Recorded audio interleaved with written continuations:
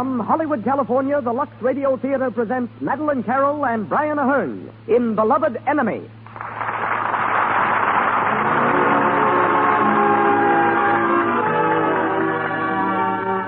Lux presents Hollywood. The makers of Lux Toilet Soap appreciate the loyalty that you have shown for this fine beauty care. Loyalty which enables them to bring you the Lux Radio Theater every Monday night. This evening, you will hear Brian Ahern, Madeline Carroll, C. Aubrey Smith, and Donald Crisp. As guests, Ted Lesser, head of Paramount's talent department, and Walter Hoffman, creator of special battle effects you see in films. Our music is directed by Louis Silvers. And now, our producer. Ladies and gentlemen, Mr. Cecil B. DeMille.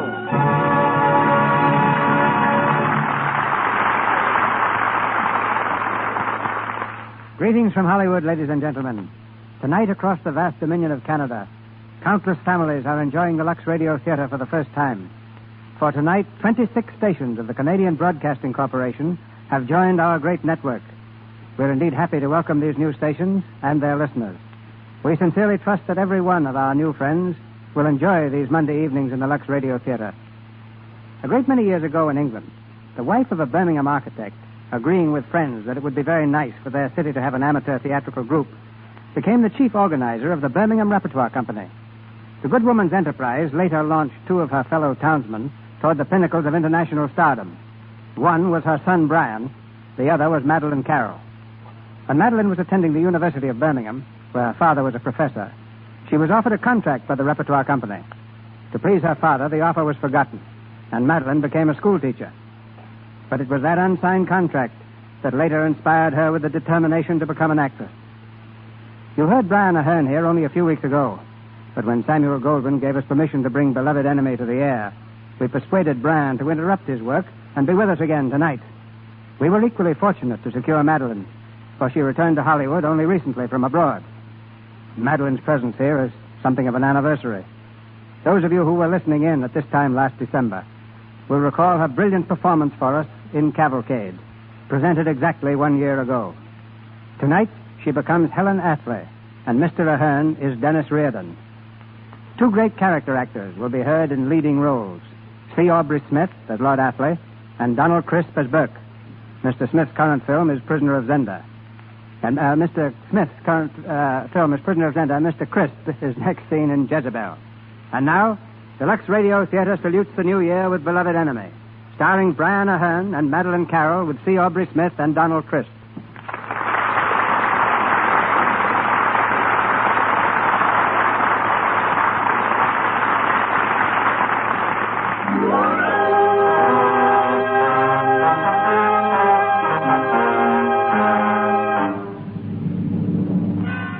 Ireland, in the year 1921.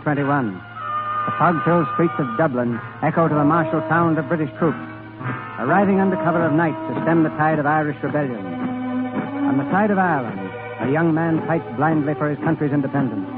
The leader of the cause, he's unknown to the British, but known and loved by the Irish. If the British ever catch him, the British will know he'll stick with Dennis Reardon. Aye, Dennis Reardon. In the cold gray light of morning, after a night of terror, Dennis Reardon stands in a doorway, his hand raised to knock. He hesitates for a moment. Behind that door is a young wife, now a widow.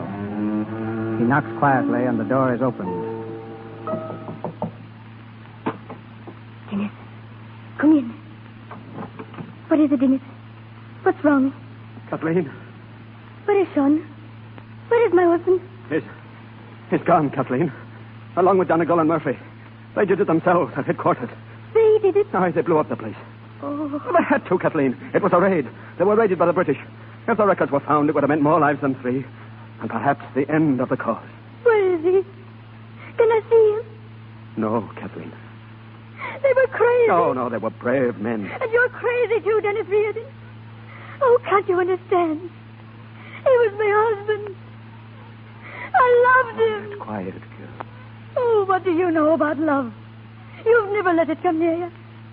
You're ready to a cause. What good is that cause to me when he's dead? He's dead. Mother? Take hold of yourself, Kathleen O'Brien. What was the great noise, Mother? It's over now, boy. Go back to sleep. It's all over now. Is me father home, Mother? No, Father. Then can I sleep in a big bed till he comes? Yes. Yes, Father. I'll have to be going now. There's a meeting of the committee. We'll not be forgetting him, Kathleen. Nor will I.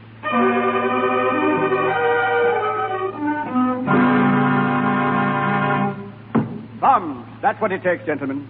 Bombs talk loud and long. Tomorrow night, Lord Athley will be here from London. I vote we make a demonstration that will blow his lordship from the face of the earth and rock the very foundations of Ireland. It would, that, Mr. Burke, and that's why we'll not do it. And who's to pay for the loss of O'Brien and his boys? For 400 years, Ireland has been paying for the mistakes our forefathers made. The kind of mistake we must not make tomorrow. We are not a handful of conspirators meeting in a dark room, but the government of a free people. Remember that. It is not for us to make war on the diplomatic representative of another government. Lord Athley comes with clean hands, and we'll receive him with clean hands. I agree with Dennis. We'd be buying trouble and shame if we blew up an innocent man. And who's to say he's innocent? The decision's been made, Burke. And who made it? As Chief of Staff, I made it, and it stands. Lord Athley and his daughter will arrive tomorrow in peace, and I'll be there to see to it. You'll be there with £10,000 on your head? Are you mad, Dennis? I'm not so mad as to think there's any good will come of wanton murder. On Lord Athley's boat, however, there is also a shipment of munitions. Munitions, is it? Then we'll blow No, Burke, control yourself. Jerry, what plans have you made for them? Our little reception at the North Wall. Now, I figured this. A cat backs out of the alley and runs across.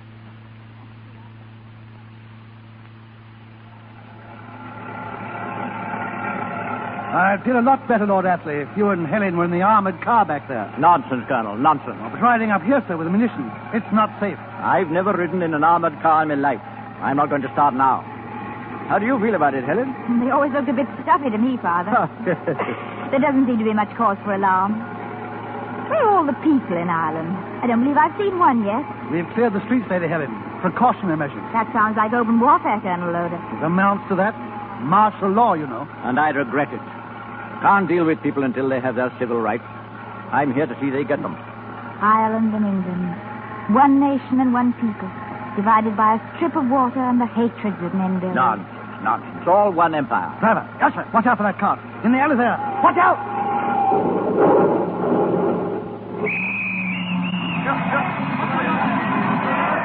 Derek, street there. Sergeant, put a guard around Lord Athley. Yes, sir. There's nothing wrong. It's just an accident. There won't be any disturbance. There's nothing wrong. What's that? I say it's just an accident. There won't be any disturbance. What makes you so sure? Sergeant, arrest this man. Yes, sir. Bring him to headquarters. I want to see him there at once.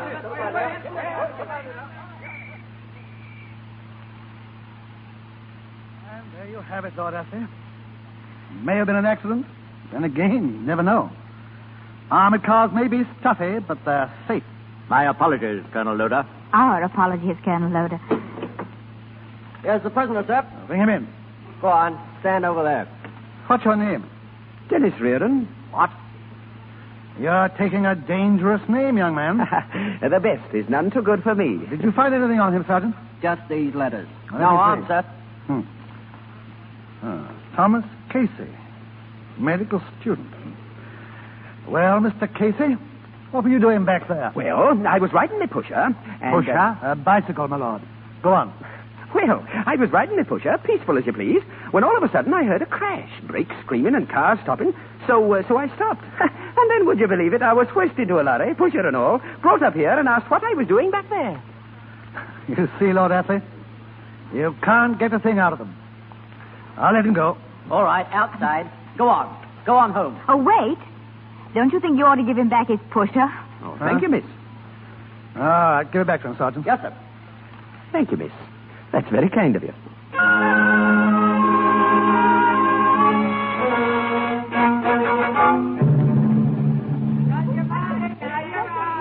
Go on now. Go on, you kids. Get away from this car. Get away. What's the matter, Sergeant? These kids, Lady Ellen, they're riding with chalk on the car. I've been chasing them all the time you was shopping. Get off that car. Get off you. Sergeant, that little one fell. Pick him up. Let me alone. Let me alone. It's all right. We ain't going to hurt you. I'll take care of him. Go on now. Up it. Go away, the rest of you. Did you hurt yourself badly? Let me see. It's your knee, isn't it? Don't you touch me. I was a Red Cross nurse once, and even the other side didn't mind when we helped. Let me see. Yes, it's just a wrench. I'll take you home. Where do you live? Well, would you tell me your name? My name is Father O'Brien. I hate you. You hate me? Why? I suppose you have a reason. My father's dead because of you. Because of me? Well, because of your people anyway. Oh, I'm sorry. You're quite a soldier for all your size. Are you sure you don't want to cry? Grown-up men do sometimes. It helps. Go on. Go ahead, Father.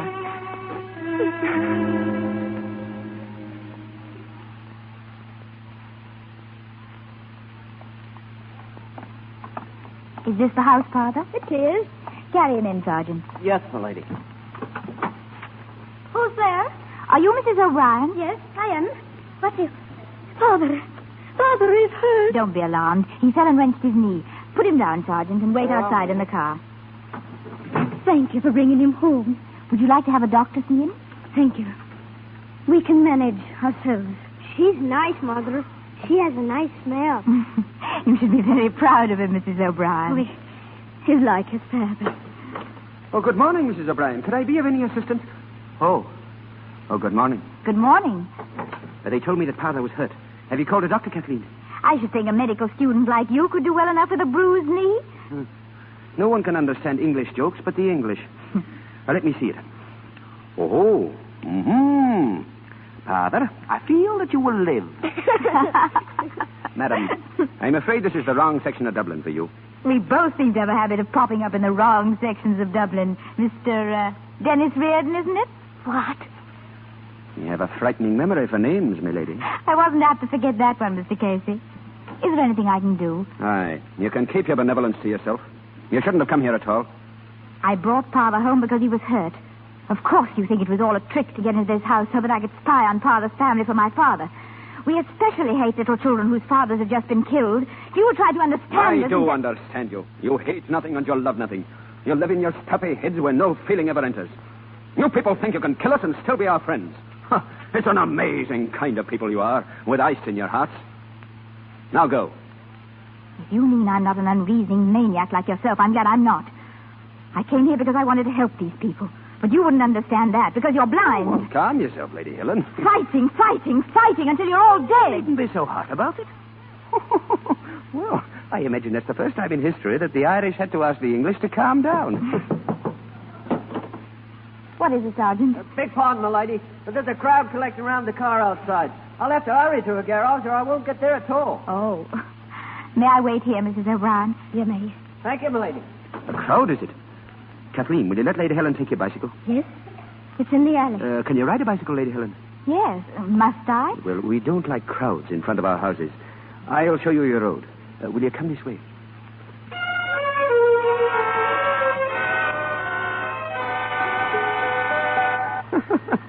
Well, if I were you, I'd concentrate on riding and not on the bell. Let me alone. I like it. Are you tired?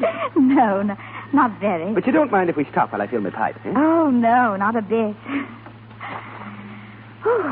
You said you were just going to show me the road. Well, that's what I've been doing. You showed me a good deal of it. I imagine I can find the way now. Oh, I don't think so. You'd never get back to Dublin. Back to Dublin? Then this isn't Phoenix Park. All Ireland is a park. I don't understand why I have to cycle all over Ireland to get to my home. I shall explain. From Kathleen O'Brien's house, there were two roads. The first were a men cycling through city streets. And with your kind of cycling, you'd have been killed for certain by an Irish lamppost. And this is by far the most pleasant road. I see. And it's only 10 miles longer. Well, you're not angry with me, are you? No, of course not. Ah, that's right, too. Are you hungry?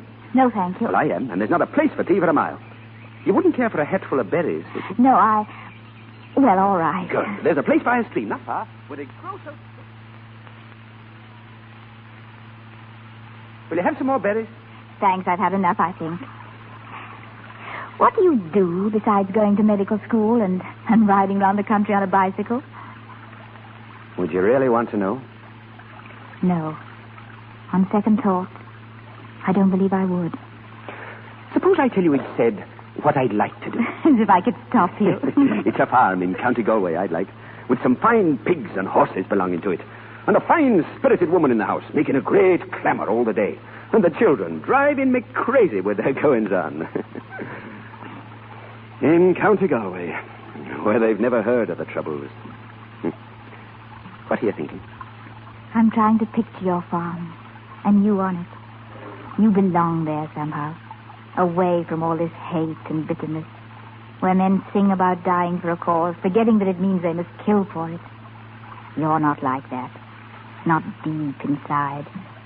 When a man wants peace as much as you do, there's no room in his heart for hate. I'm Irish. There's room for all. Is there? I wish you had that farm. I hope you'll have it soon. Do you now? Then tomorrow, maybe, you'll meet me at the Dublin market. I'll be buying the first pig. Will you help me pick him out? No. Why? I can't. Why not? I can't. Oh. I have to go now. Is it straight down the road? Yes, I'm sorry I can't go all the way with you. Business takes me elsewhere. Thank you. And goodbye. And you won't meet me at the market tomorrow? No. Oh, how will I return the bicycle to Kathleen O'Brien? Well, why not ride it back tomorrow? All right, I will. Thank you. And goodbye. And you won't meet me at the market tomorrow? No. Oh, if I ride the bicycle in tomorrow, how will I get back again? Ride it back. But how will... I have it. You take mine and I'll ride it back. But how will I get yours back? Meet me at the market tomorrow. Never mind. I'll take it back now.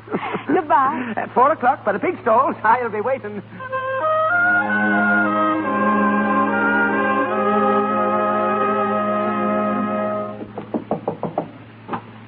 Hello? Father, are you up and around already? How's your leg? Oh, 'tis fine. Look, I brought you something. A present. Oh, thank you. But, I don't know if I should take it from an Englishwoman. Oh, that's all right. We're all friends now. Look, Father, tell your mother I brought back her bicycle.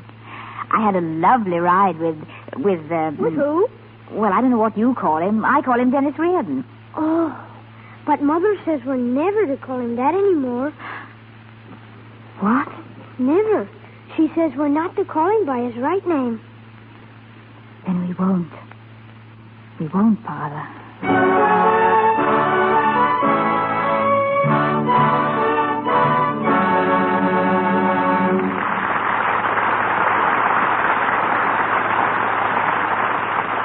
You have just heard Act One of Beloved Enemy. In just a few moments, we will continue with Act Two of our play, starring Brian Aherne and Madeline Carroll.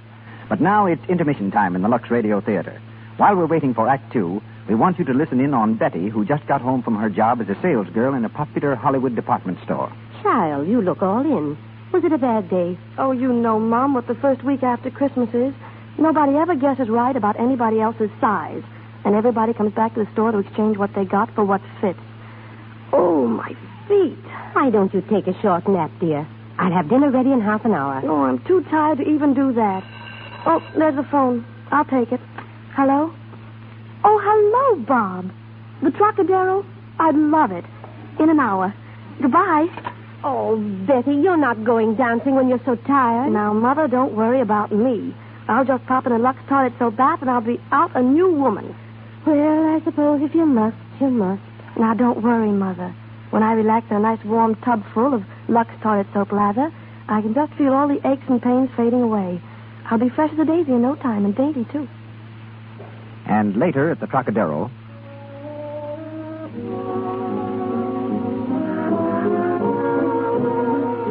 Look, Bob, there's Joan Blondell. Isn't she gorgeous? You're gorgeous enough for me. Oh, gee, Betty, you're swell to dance with.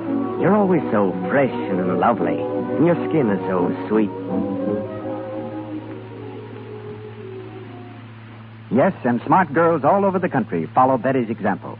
But now, let's return to our producer, our stars, and play. Mr. DeMille? We continue with Beloved Enemy, starring Brian Aherne and Madeline Carroll, with C. Aubrey Smith and Donald Crisp.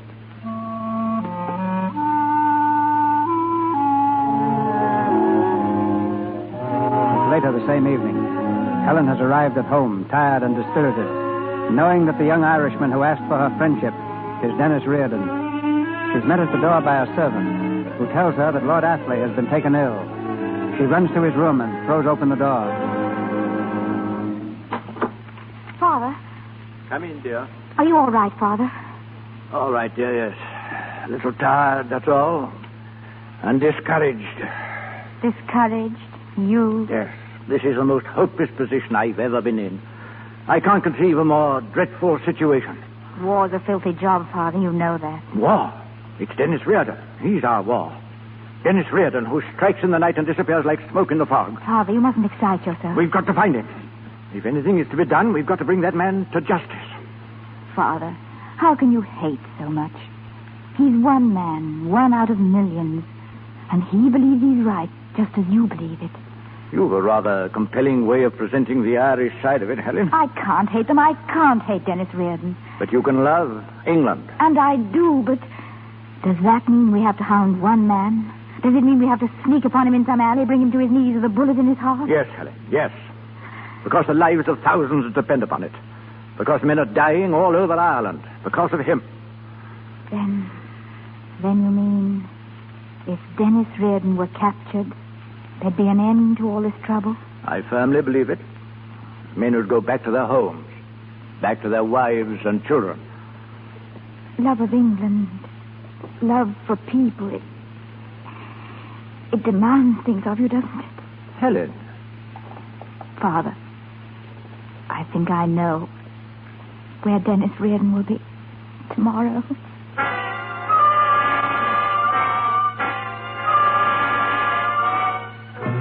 Dennis Reardon in the marketplace he was. They almost had him that time. Dennis, he slipped right through their hand like a eel in the water. Got away, he did.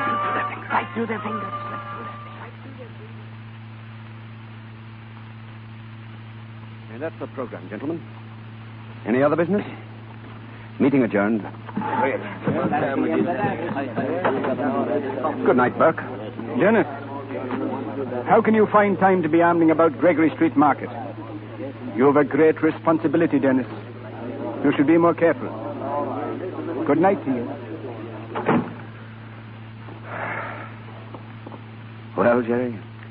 Now, about that marketplace, Dennis. What about it? I wonder if you were wondering what I'm wondering. What is it, Jerry? That was no ordinary roundup, as I looked at it. Well, Jerry? Well, I was wondering if anybody besides you and myself knew you were going to be there. I was thinking there must have been somebody. There was somebody. But I'd pledged my life she had nothing to do with it. She's English. You're right, Jerry. Everything tells me that she didn't. But I've got to know. And there's only one person who can tell me. Herself? Herself.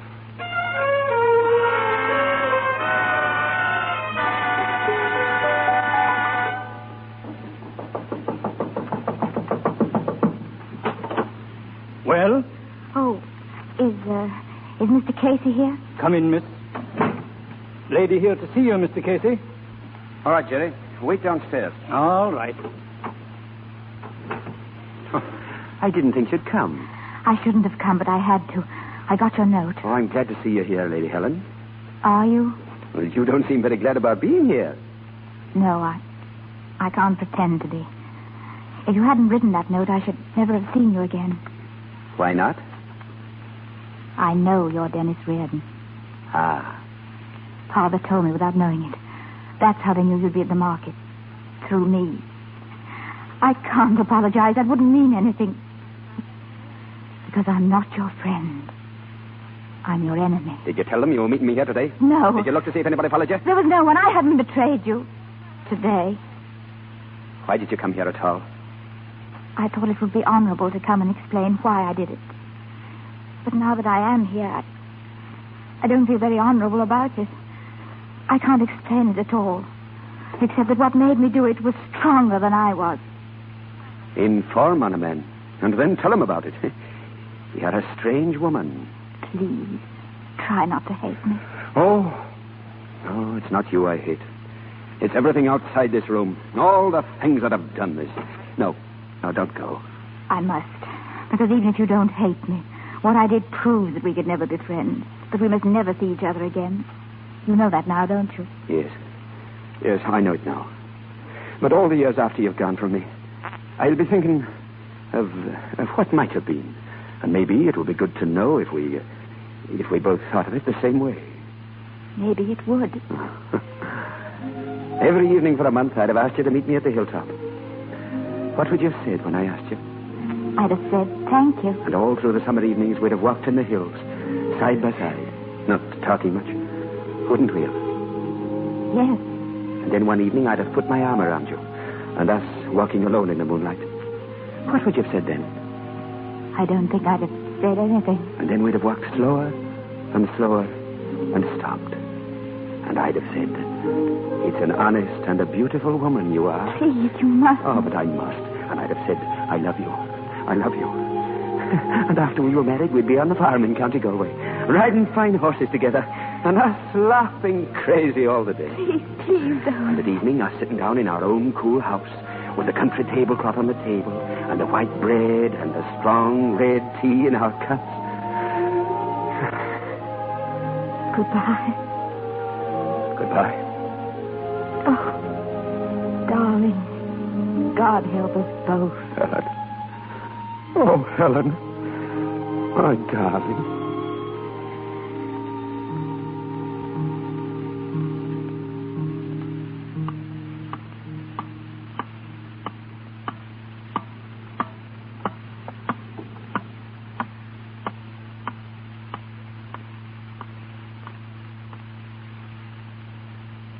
Don't stand near the window, Dennis. It's not a street in Dublin anymore. It doesn't look like any street in the world. Come here. There isn't any Ireland or England. There isn't any world outside this room. Aye. That's what I was feeling, too. Only my imagination's not working very good. It's a bit staggered, maybe. It's because I never dared dream of you all my life. Ireland was the only woman I ever knew. Ireland was my mother, and my sister, and my wife. Oh, Dennis. In your slow English way. Are you ready to say it now? Yes. Say it then. I love you. I love you. And Dennis, whatever happens, I'll want to be with you always. When peace comes... When peace comes, aye. I'll begrudge every minute, every hour, and every clock in the world until it comes. But when it does, and we're together again, we'll throw time out into the street and shut our windows on it. Forever. Well, Jerry, have a look at the street. What is it? Dennis? Why, it's almost empty. There's 2 men in the doorway across the street, 2 on the corner. I don't like it. Jerry, go down and take a look at the back. They're in the back, too. Dennis! You brought them with you. You betrayed him this time just as you did. No! Down the blinds, Jerry. I tell you it was... Will you do as you're told? He's done it properly this time. Dennis, I'm frightened. I'm frightened, Dennis. It's a raid. They may not be coming here. They couldn't have followed me. All right, darling. It may be nothing at all. There's more of them now. Soldiers. They're setting up a gun on the corner. And we talked of peace. Ellie, they're plugged up. There's soldiers coming down Donegal Street. We've got to move. Window, Jerry. We'll take to the roofs and hope we can reach the corner. Open it. Go ahead. Dennis, wait. Hold me. Once more, darling. Hold me close to you. Just once. This can't be the last time, darling. It can't be. Go on, Jerry. Keep down, coming out. Dennis. Oh, darling. It's a funny place to be saying goodbye, isn't it? Goodbye, Dennis. Goodbye, darling. Keep down, Dennis. They're all over the street. They'll be waiting for us at every corner. Look out! We'll never make it. We'll run into them at every turn. No, we won't. Do you see that chimney? The big one over there? Yes. Well, when I give the word, make a break for it. We can climb down it and hang on the inside. Can you do it? I can. You ready then? Now.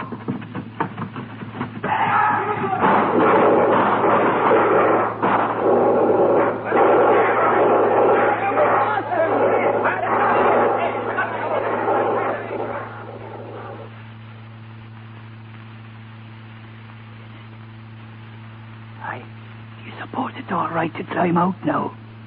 Aye. I'm that stiff in my joints. If I die before you, Dennis, will you do me a favor? Will you make sure that I'm not buried hanging up? Faith, that was a near thing, Dennis. 'Twas a wonder we weren't killed entirely. The chimneys was quick thinking, and I'm grateful to you. But on the other hand, come to think of it, neither you nor I should have been in this neighborhood at all in the first place. You know I'd die for you, Dennis, if I was dying for the cause, too. Have you forgotten the cause, Dennis? Have you forgotten O'Brien? He died for you, Dennis. And Donegal and Murphy and the 18 lads at Duneen and the ones before them. Have you forgotten them all? Have you, Dennis? Jerry, on my honor, I'll never see her again. Your word is good enough for me. And you have it. I'll never see her again.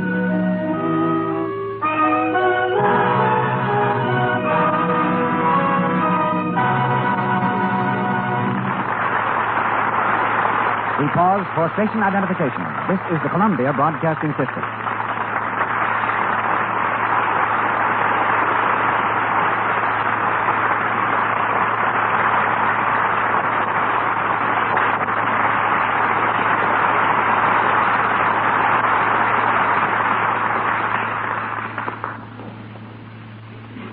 Madeline Carroll and Brian Ahern returned to us shortly in the third act of Beloved Enemy. But now, during intermission time, let's take a glimpse behind the scenes of Hollywood and learn something about a little-known phase of picture making. Standing watch in the crow's nest of every studio, like the lookout man on a whaling ship, is the talent department, scanning a sea of new faces, hopefully waiting to capture another prize with a well-aimed contract. The head harpoon man at Paramount was once a New York attorney whose name is Ted Lesser. He says a newspaper, 100 years old, brought him to Hollywood. How'd that happen, Ted? About a year and a half ago, C.B., I had occasion to go to Philadelphia. There I found that old newspaper with a record of an amazing trial. It gave me an idea for a story. Very shortly thereafter, I met William LeBaron, head of production for Paramount. He agreed it would make a great picture and suggested that I write it. I called it Souls at Sea. Writers have turned from stories to executive positions in every branch of the industry. In fact, many years ago, Bill LeBaron, whom you just mentioned, used to write vaudeville acts with me for Jesse Lasky. So I suppose you went from writer to head of the talent department. Huh? Correct. And when I told Mr. Zucker that among my legal clients had been Jack Benny, Burns and Allen, the Easy Aces, George Jessel, Fred Allen, and a number of other radio favorites, he suggested that I find some more favorites for Paramount. But this is the first time I've ever been asked to talk about it on the air. You picked the right program. You bet. It didn't take me long to discover that Lux and Talent had been keeping company in Hollywood for a long time. Talent knows the importance of a fine complexion, and Lux Toilet Soap knows how to protect it. Now, apart from appearance, Ted, just what do you look for in a newcomer? Well, a certain amount of individuality, always coupled with determination. As soon as they come to Paramount, we start them in our school, where they learn dramatics, voice, and dancing. If we're right, it doesn't take long before our young cubs show particular talent in one of these departments. The case in point is Olympe Bradner. Olympe came to us as a dancer, but her ability as a dramatic actress so far outshone her dancing that we cast her opposite George Raft in Souls at Sea. Well, two things are certain every Friday at Paramount. Fish on the menu and your weekly auditions. Yes, they're both institutions. The purpose of the auditions being to acquaint producers and directors with the merits of new talent. We present the boys and girls we've selected from all sorts of sources. Radio, vaudeville, stock companies, little theaters, and some plain home folk who are brought to our attention. Our producers have been most generous about giving these young players opportunities. And you, CB, your willingness to give a newcomer a chance is proverbial in Hollywood. For example, 3 weeks ago, you gave a little girl named Jane Dewey a chance to appear in our auditions, with the result that she'll have a role in a forthcoming picture. Proving that all producers and directors are on the alert for new personalities. And by the way, that was a very interesting couple we heard last Friday. Quite a combination, weren't they? Particularly when you know their history. The girl, Terry Ray, was discovered serving sandwiches at one of our local drive-in restaurants. The young man who played the love scene with her is, on the lot, Michael Brooke. At home in England, he is the Earl of Warwick, who got his first acting chance in The Buccaneer. A democratic place, Hollywood, where a little waitress plays a scene with a British peer, each hoping to get a part in a picture. Thank you, C.B. Thank you, Ted.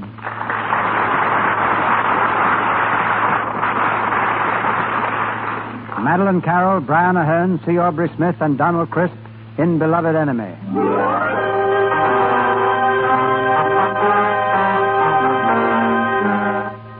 Despairing of peace in Ireland, Lord Athley is returning to England with a recommendation for drastic military action. The boat plows heavily through Dublin Bay. At the rail, Helen sadly watches the lights of the city disappearing in the fog. Her father comes from his cabin and stands beside her. There's a long silence. Then he takes her hand in his. Helen, dear, you mustn't take it like this.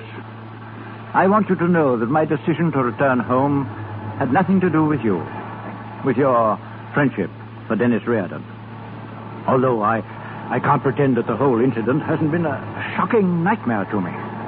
It's quite beyond my understanding. There's no need for you to understand it now. Do you mean by that it won't happen again? Yes. Good. Best of us go off the track now and then. The main thing is to get back. Father, don't talk to me as if I were a child. I've done nothing I regret. Nothing compared to what you've done. Helen. Maybe I did go off the track. But at worst, it was only a matter of wrecking myself. With you, it's wrecking 4 million people. Helen, what are you talking about? You came to Ireland to make peace. And now you're going back with a recommendation of war. Drastic military measures, you said. Bullets in their bodies and grenades in their faces. Is that a way to stop bloodshed? You've tried it for years and failed. Why can't you try something else? Helen, control yourself. You're not talking sense. Is it sense to think you can mow down the young men of 2 countries, theirs and ours too, and not leave a hatred that will last 1,000 years? It's you who have gone mad, not I. Why can't you treat them as human beings? War. Can't you see what it will mean? Can't you see? Helen. Helen.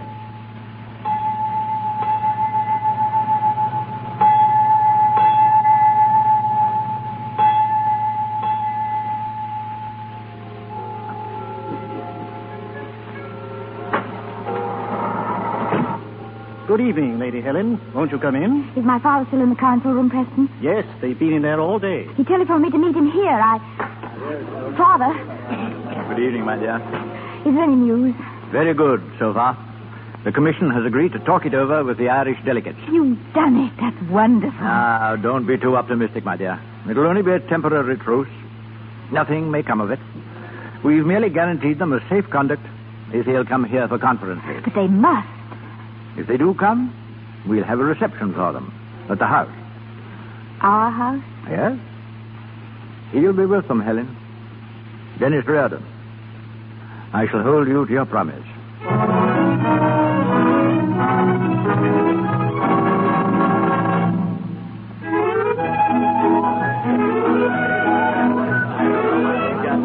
The Duke and Duchess of Newcastle. The Portuguese ambassador and Madame Zamora. Lord and Lady Belmont. Well, Lord Astley, any word of our friends, the Irish? None, except that they arrived this morning. Rather late. Awkward if they don't come. You know, I never thought... But tell me, is this Reardon really coming, Dennis Reardon? I suppose so. Nobody's seen him yet. Harry, look. There they are at the door. All 6 of them. Yes, the tall one, Reardon. They've come. Well, that's something anyway. Are we all together, gentlemen? Well, let's go through with it. And call it history we are making. Names, please. What names shall I announce? Liam Durek, Seamus Flaherty, Cahill McGarrel, Thomas Braga, Michael Cahalan, Donna Rehead. I beg your pardon, sir? Liam Durek, Seamus Flaherty, Cahill McGarrel. Never mind. Just announce the delegates of the Irish Republic. That's the fine spirit. The delegates of the Irish Republic. Republic. Delegates of a republic. What infernal cheek. Republic, indeed.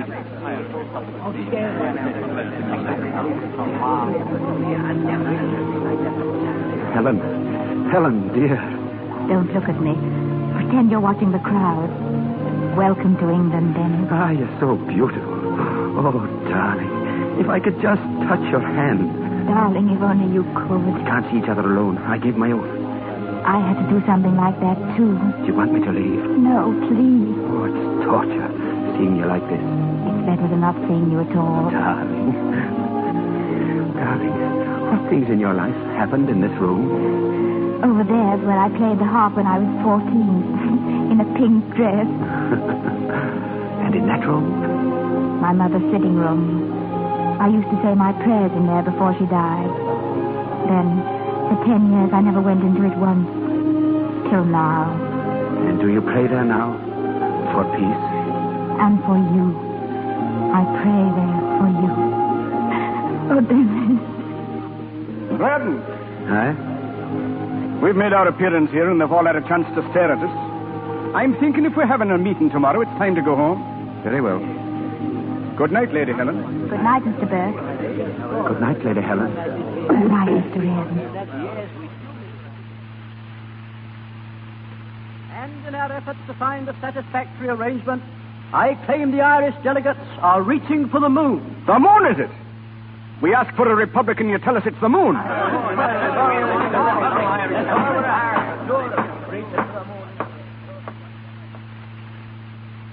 You've granted us minor concessions, yes. But you've continually avoided consideration of what we came for. You knew what was in our minds when we came. We hoped it was in yours. In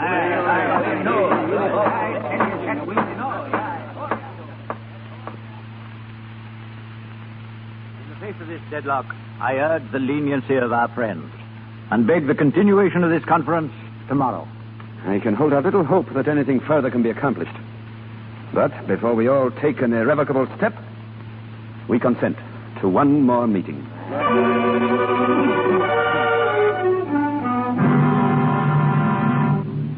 Sit down, Dennis. There's nothing to be gained by pulling a long face. They sent their best against us and we didn't flinch. What I want to know is, are we going to compromise with them? We're not. There's half of us wants it and there's half of us doesn't. Dennis Reardon has the deciding vote, and we know his feelings. Am I right? Dennis, here, where are you going? I'm going for a walk. At this hour of the night? I've been cooped up in rooms with people for 4 days. I want to get out by myself. A word with you, Dennis. Come here. Maybe I don't know your mind. Maybe you're willing to sign that treaty. But remember this, you took an oath. And if you break that oath, you'll be a dead man the minute you set foot in Ireland. Get out of my way.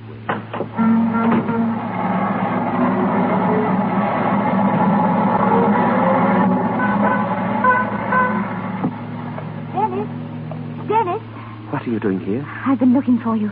The clerk of the hotel said you'd gone out, across the bridge. You shouldn't have come, Helen. I had to speak to you. I was afraid to call. But I've sworn not to see you. And I've sworn, too. But why shouldn't we? We're two small people in a very large world. They can't begrudge us this. Dennis, what's going to happen tomorrow? Are you going to accept England's terms? It's war if you don't. I know. It's my vote that will decide it. Yours? Then vote for peace, Dennis. Vote to sign the treaty. And lose half of what we've asked for? Don't think of the loss. Think of the half you've gained. I can't forget the lads who've died. Remember those who want to live. One of us must be big enough to compromise. Don't you see that? Dennis, sign the treaty. You don't know what you're asking, Helen. I've sworn to support my people. I'm only saying what your people would say if they could. It's a hopeless argument. You're talking in a teacup. I'm talking like a human being. Remember what you said. That you begrudge every minute of every hour on every clock in the world until peace comes. Well, it's here. Peace is here, Dennis, if you'll just say the word. You'll let me alone, Helen. Dennis. Oh, darling. Oh, forgive me. All of this means so little. We're nothing, you and I. It's the right of a whole people to live and to be happy. Help them, Dennis. Help them. Good night, Dennis. Good night, my darling.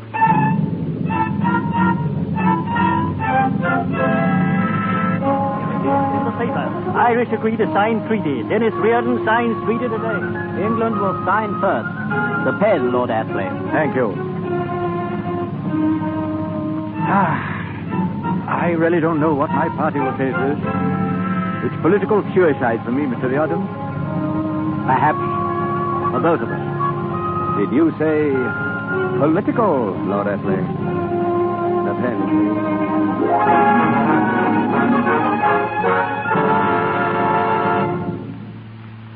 Then he stood up in the meeting. It's peace that Ireland wants, he said. We'll take the treaty home with us tonight. And then he signed? I've come to respect that man, Helen. The bravest man I've ever known. Heaven help him. Father, what's wrong? When he signed the treaty, he admitted he was signing his own death warrant. Death warrant? He's going home to great danger. No. The fanatics of his own party, Burke perhaps, they'll turn against him as a traitor. They can't do that. He's not a traitor. He only wanted peace. Father, you've got to help him. How can I, Helen? What can I do? Then I'll help him. I'll tell them why he did it. I'll see the leaders of his party myself. Helen. Let me alone. I'm going to Ireland. I'm going to Dennis.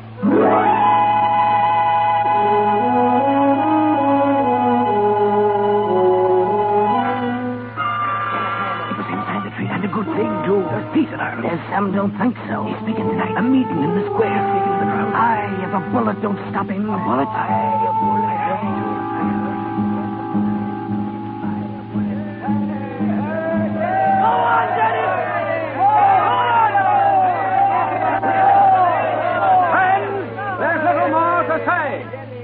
Free state and a free people.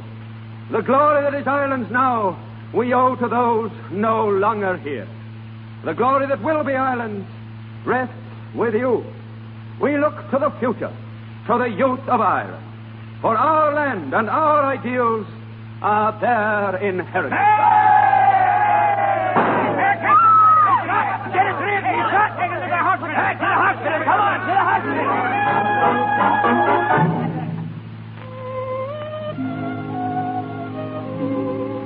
Dennis. Oh, I'm glad you're here. Now shut your eyes and be very quiet. It's such a little time to see you. It's always such a little time. Our love's been like Solomon Grundy's life. Born on Monday, married on Wednesday, and on Sunday. It's been a funny kind of love. A funny kind of love. We knew in the beginning. We never had a chance. We're going to have our chance now. Oh, Dennis, we're going to live with each other the way other young people live. Oh, my darling, when you're well, we'll never talk about anything important again. Your hair is such a fine color. I never had the time to tell you. You will. And that's a pretty dress you're wearing. I like your dresses. Just wait and see the dresses I'll wear for you. And I like the way you walk. Not looking where you're going. Someday you'll fall down and break your lovely neck. Oh, darling, does it hurt? No. It's funny. We said goodbye to each other every time we met. It's not goodbye. We'll always be with each other. Always. That's right. We'll never say goodbye. Because we'll always meet again somewhere. Won't we, darling? Yes. We'll never say goodbye. We'll always be together. Somewhere.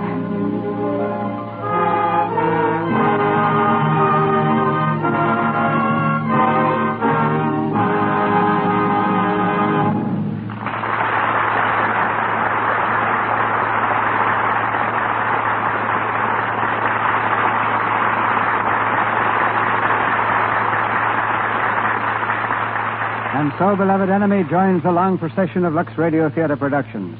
Later, we'll hear again from Brian Ahern and Madeline Carroll. The next time you see a film with war scenes, such as Beloved Enemy, bear in mind that you're witnessing the most dangerous and realistic phase of motion pictures, a phase in which our next guest is unsurpassed. The explosions that occur in the midst of actors that apparently blow them to pieces are not trick explosions. They're caused by those deadly instruments of destruction, dynamite, flash powder, and black powder. And the fact that no one's actually harmed is to the everlasting credit of men like our guest, Walter J. Hoffman. In his grimy, powder-stained hands have rested literally the lives of 100,000 actors. For 27 years, he's devoted himself to death and disaster. He's started battle after battle, wiped out countless armies, discharged enough ammunition for a dozen wars, and has actually destroyed millions of dollars in property. Yet he has the amazing record of never injuring a soul, never causing an accident. He created the battle scenes in The Birth of a Nation and helped me in one of the first pictures I ever made, The Warrens of Virginia. And so I've gone to him ever since. In the old days, we called him Slim Hoffman, and he bore the title of Powder Monkey. But today they call me Mr. Hoffman and tell me I'm a special effects man. Apart from the safety of our actors, which is always the first consideration in our minds, we've also learned to depend on you, Slim, to do a technically perfect job the first time. Retakes in your line could easily cost us hundreds of thousands of dollars. Yes, once a building or a battlefield is blown up, it usually stays blown up. There's not much you can do about it. To show how great an expense is involved, suppose you tell our audience what a good battle scene will cost. Well, here's an idea of the amount of money I blew up in All Quiet on the Western Front. 61 tons of dynamite at $340 a ton, 20 tons of gunpowder at $800 a ton, and 16 tons of smoke powder at $2,000 a ton. And that doesn't begin to show the value of what those explosives blew up. When you get orders to prepare a battlefield for battle, how do you go about the big blowout or blow-up? I do exactly what I did for you in the Buccaneer. You told me how many long shots you wanted and how many close-ups. And then I planted the charges of explosives accordingly. Well, the fact that several times you see Frederick March actually shaken by the concussions of explosions near him is evidence of how effectively you planted them. Also, the fact that we blew a boat containing 8 men several feet out of water without scratching a man. I suppose we can thank the accuracy of the instrument on which you play your symphonies of destruction, the switchboard that sets off the explosions. The switchboard resembles the keyboard of a piano, and each charge buried in the ground is connected by a wire to the switchboard and set off by electricity. Each individual switch must be thrown exactly the right second. If I throw it too late or too soon, some actor who is charging in that direction will be blown to pieces by the concussion. Yet if they carry out instructions, actors can stand within a few feet of a terrific charge of explosive and not harm so much as the crease of their uniforms. How's that possible, Slim? It's all in the way the explosion is planted or buried. If I want to charge a burst to the right of an actor, I'll plant the powder in a wedge-shaped hole. The side of the hole nearest the actor will go straight in the ground. The other side will slope into the ground at an angle. The angle is what aims the direction of the explosion. As long as the actor stays where he belongs, he's absolutely safe. We can't mark the location of the explosive because the mark will show up in the film. This means that sometimes I have to memorize the exact location of as many as 20 different explosions, knowing that a mistake in timing or location will mean death. I guess that's why I take my work pretty seriously. Thank you. Thank you, Slim, for a bang-up performance. And now, Brian Ahern and Madeline Carroll.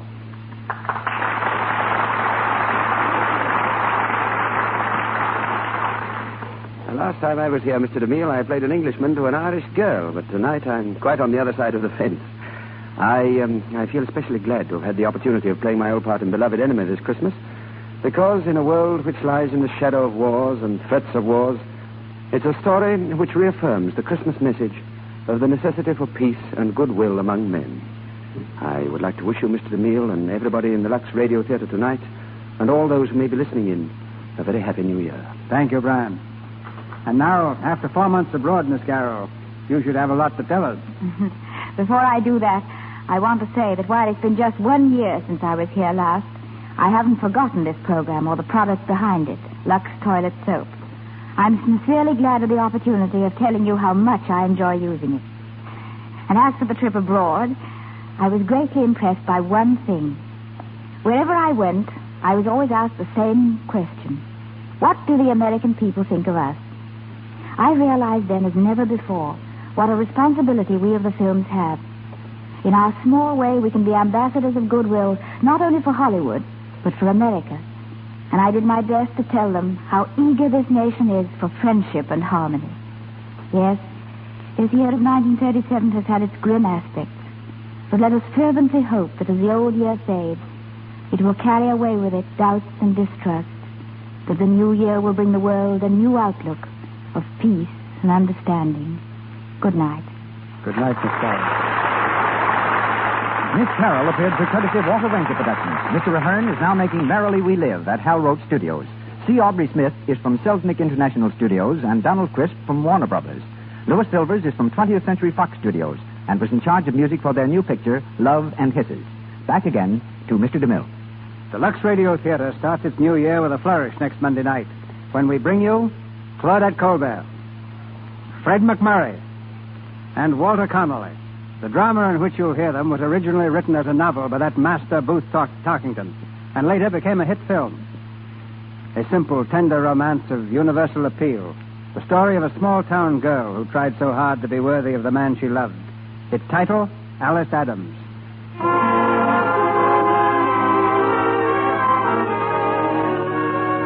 Our sponsors, the makers of Lux Toilet Soap, join me in inviting you to be with us again next Monday night when the Lux Radio Theater presents Claudette Colbert and Fred McMurray in Alice Adams with Walter Connolly.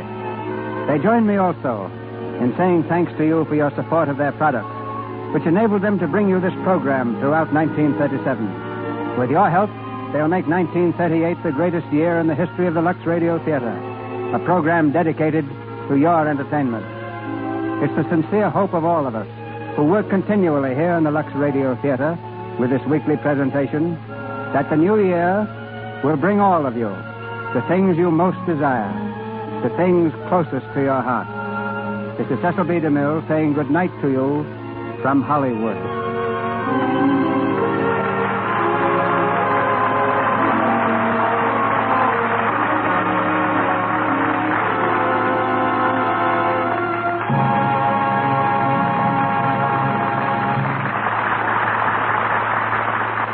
The musical selection, A Pretty Girl With Like a Melody, is from the Ziegfeld College of 1919. Your announcer's been Melville Ruick. This is the Columbia Broadcasting System.